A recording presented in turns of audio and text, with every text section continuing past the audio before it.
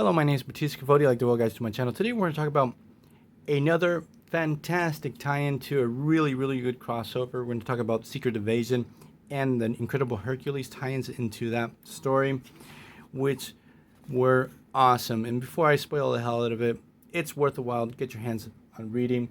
We're going to cover Hercules issues 116 to 120, written by Greg Pak and Fred Van Lente. Fantastic writing team, and art by Rafa Sandoval, also really good. So how does this story start? We have Athena and Amadeus-Cho take Hercules to San Francisco. They're actually going to call for a reunion of the Sky Fathers. There's some serious matters they have to discuss, but before this happens, we have, I'm not sure how to pronounce his name, Icarus and Athena. They arrive. These characters are from the Eternals. These are classic Jack Kirby creations.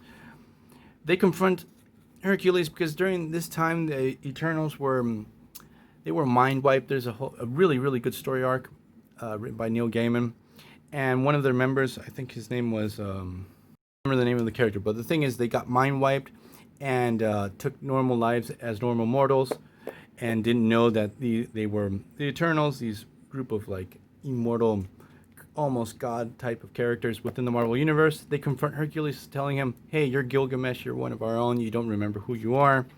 Obviously we get a classic superhero misunderstanding where Icarus battles Hercules.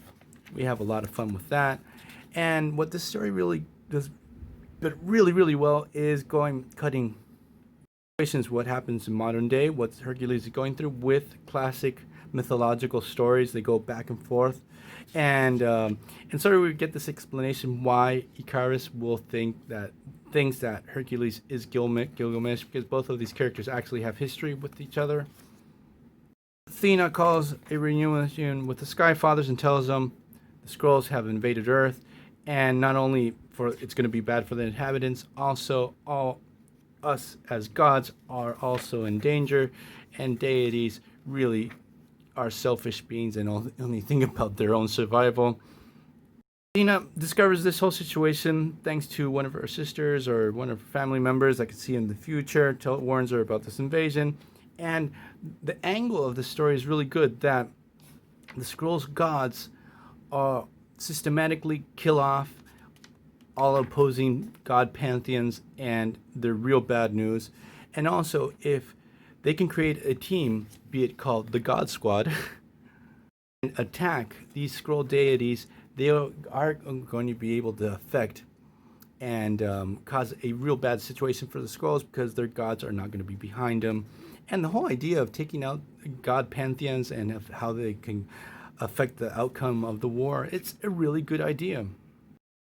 The gods, each one offers members for this strike force, this god squad strike force. So we have Ajax is offered to be on the team.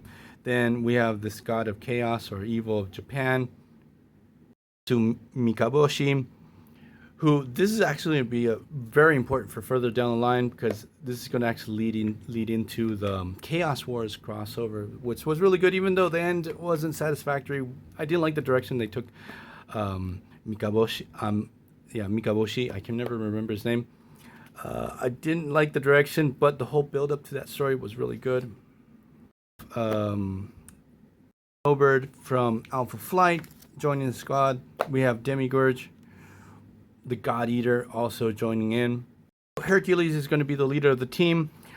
I really like the whole angle that Hercules doesn't like the fact of he doesn't want to be the leader. He doesn't feel he's qualified. Like, he's always felt like he's just big strong guy, get things done, just using his strength, but he's very insecure about being in a leadership role. So Amadeus-Cho obviously has his back.